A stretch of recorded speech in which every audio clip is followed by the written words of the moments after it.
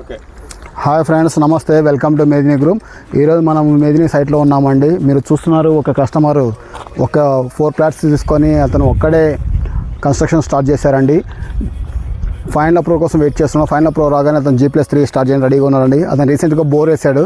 ఆ బోర్ వచ్చేసి 150 ఫీట్లో బోర్ పడిందండి. వాటర్ కూడా సాల్ట్ వాటర్ కాదు, నార్మల్ వాటర్ పడిందండి. వాళ్ళు మన కార్మికులు ఇక్కడ వర్కర్స్ తాగుతున్నారండి. సో చూడొచ్చు. ప్లస్ ఇది 40 ఫీట్ రోడ్ అండి ఇది. సో మనకు వెంచర్ టు వెంచర్ కనెక్టివిటీ ఉంది. ప్లస్ మనకు HMDAకి రేరాకి ఏమైతే ప్రామిస్ చేసామని డెవలప్మెంట్ చేస్తున్నామండి.